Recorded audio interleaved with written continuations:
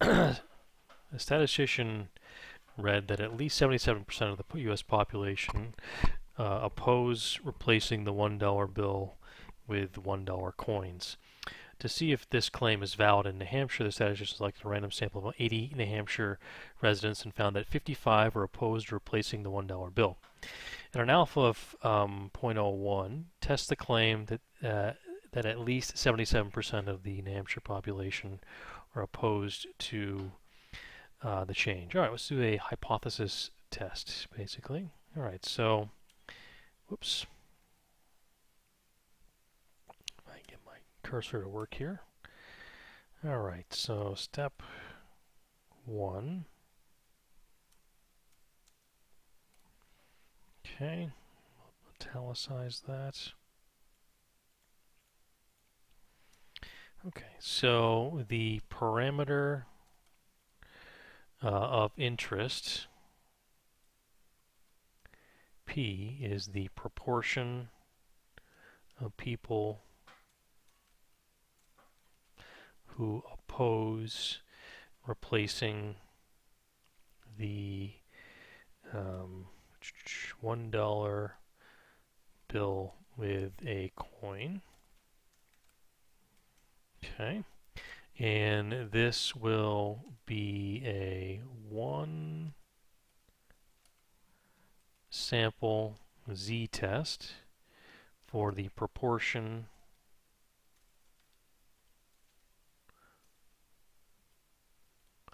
of people opposed to replacing the $1 bill. Okay, so what am I doing here? Going back to the beginning.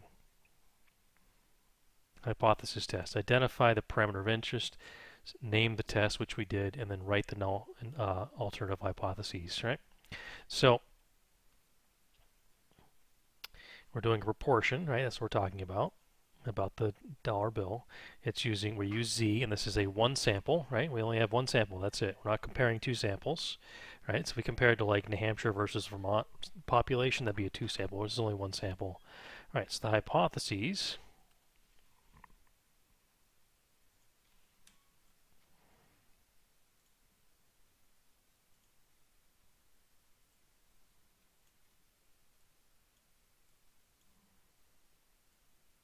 would be H sub 0 and H sub A. Okay, this will be P is equal to 0.77, and this will be P is less than 0.77. So that's my hypotheses, null and alternative. So you're like, wait a minute, this says at least 77% of the U.S. population oppose replacing it. So wouldn't that be greater than or equal to 77? Yes, it would be. We don't need to state the greater than part as far as a null in stats 1. Alternatively, less than would be the opposing, right? So if you did it this way, greater than or equal to, that's fine. But typically, we only need to do the equals version is fine. All right, so we want to do step 2 now. So I'm going to do step 2. Copy, paste. Oops. Okay, step 2. All right, so math type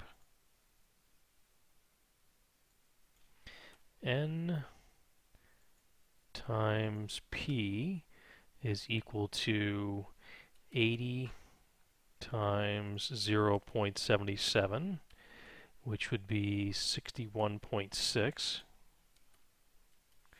Okay, we'll tab that over. And then n times q would be 80 times 0.23, which would be 18.4. So the important thing is both of these are more than 10 or equal to 10, so we're fine there. Okay.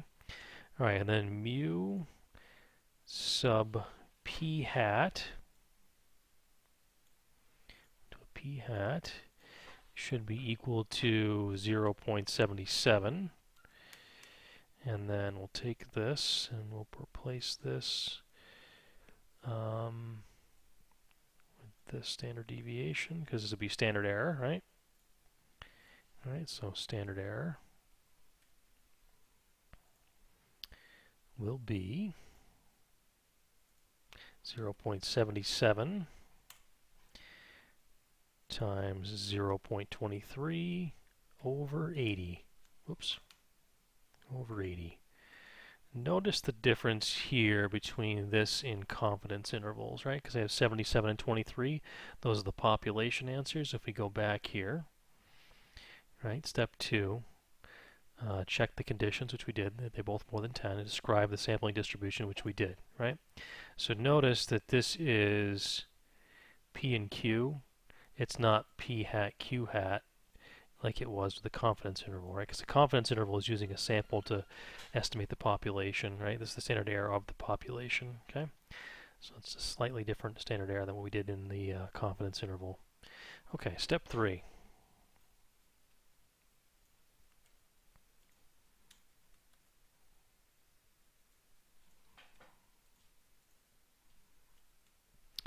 Okay, so we need to do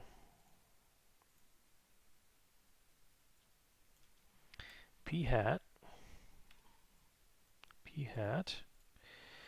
Okay, so the study here gave 55 over 80, okay, which is 0.6875, right?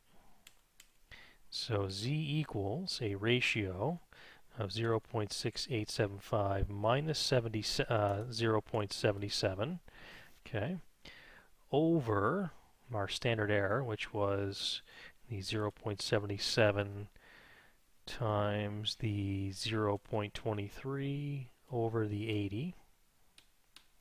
And this will give us a negative answer. So approximately, oops, sorry. This is approximately negative 1.75343 dot dot dot. Okay? All right. So the area equals, we're going to stop there. Okay? All right, so we're with the z equals, right? That's the sample minus the population divided by the standard error, correct? So that was what our sample was. So we took a sample and we found that 55 people in New Hampshire, right, were opposed to it. Out of the 80, that is the sample, correct? Okay, so now we need to do the area now. So let's think about what we have here. So we think of our picture here. Okay. This is 0.77 for the P population, right? That's what we believe. And we're trying to prove less than, essentially. So over here, actually, let's move this up a little bit. This is 0.77. This is our P. Okay, so we have an area over here. Okay, this area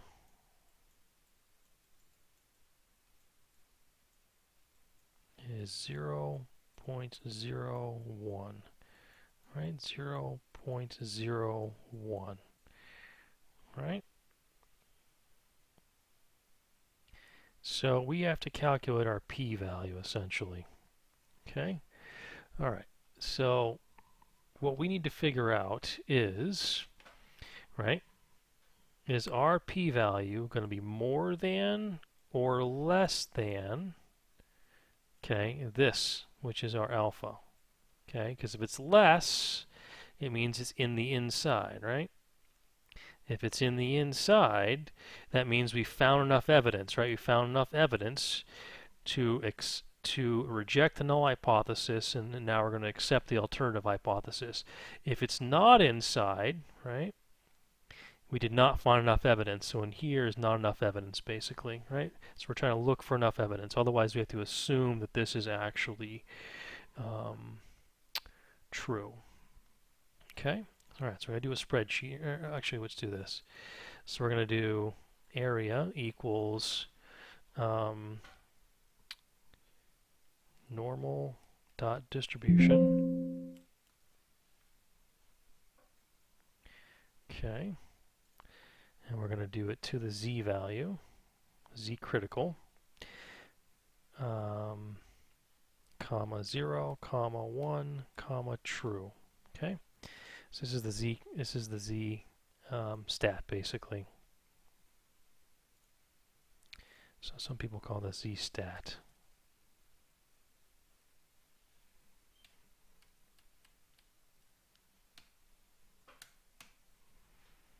Okay, what does this work out to be? Oops.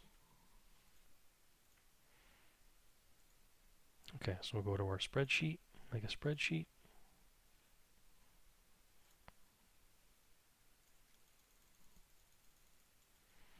I'm going to go normal dot distribution, right? We're going to do a z value, which we're going to put in A2, comma 0, comma 1, comma true.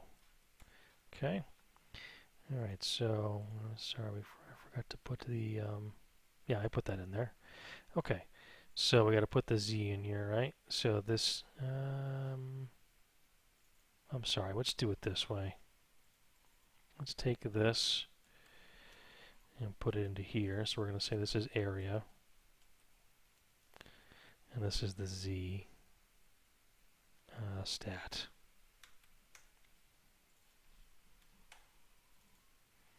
So this will be B2. Okay, so this is, we have to do the 0.6875 minus the 0.77, right, divided by the square root of 0.77 times 0.23 divided by 80, close paren. Okay, so I think we're good there. All right, so that's the z we got before. That's our area, essentially, correct? Okay. All right, let's also do z asterisk, right? So that's our critical value, or which is also known as z crit. Okay, either way. So normal dot distribution 0.01, comma 0, comma 1, comma true. I'm sorry, normal inverse.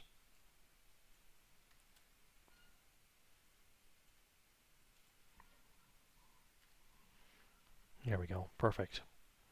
Okay, what does this mean essentially? Well, this area right here came up to 0.03976 dot dot dot, which is the p-value. Okay, that's the important part. Okay, so if we go up to our picture here, right, the proportion that we're talking about, let's go up farther here. The proportion that we're talking about, come on, is 0.77. We believe the population is 77% that oppose the coin. Okay, so our alpha was 1%. So alpha is 0.01, right? So that's this area right here, correct? That's that area right there. Right, that's the area. So we figured out this z critical right here, z star, z crit. Right? So if you find enough evidence, you will cross this z crit. This z crit is negative 2.32 dot dot dot, which is what we calculated in the spreadsheet. Okay, but our z stat was over here. So the z stat that we calculated was negative 1.75 dot dot dot 1.75 dot dot dot negative. We didn't make it far enough because this area we calculated was 0.039. So this area is more than this area, right? Because remember, if the p is low, the null must go. Well, the problem is the p is not low. The p is high, right? It is higher than the alpha. So that means we do not reject the null hypothesis, right? So you need to actually make it to the critical region, which means make it past the z-crit, right? Which means the area needs to be less than, which it's not, basically, right? So step 4.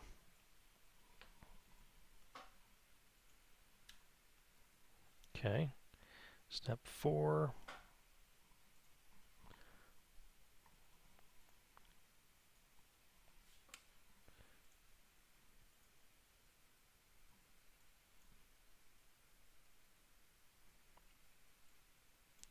The p-value is greater than alpha, which is 0.01. Okay, because our p-value was what? Approximately, what was the value we had here? 0.03976, right? Dot, dot, dot. That's essentially what we have. Thus, what? Do not reject h sub 0.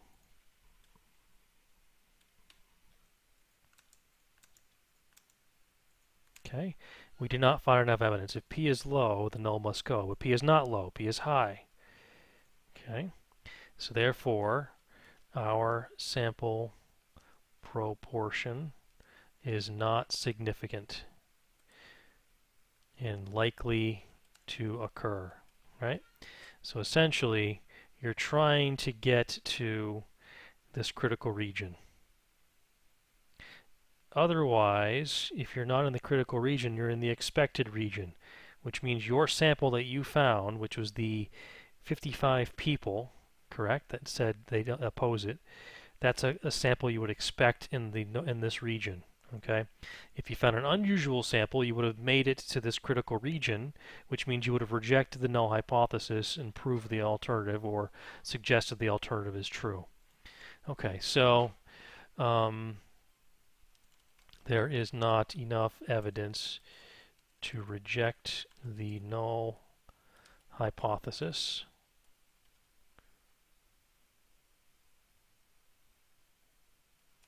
We did not find significant evidence to say that less than 77% of New Hampshire residents oppose replacing the $1 bill with a coin. Okay, so you must say for the fourth step the comparison of p-value to alpha and whether you reject or not. And you have to talk about whether there's significant evidence or not to do what you're going to do, and then give a statement in context, essentially, as to what happened. Okay, so the national data says 77%. We don't have enough evidence based on this sample to say otherwise. Essentially, based on this picture, essentially.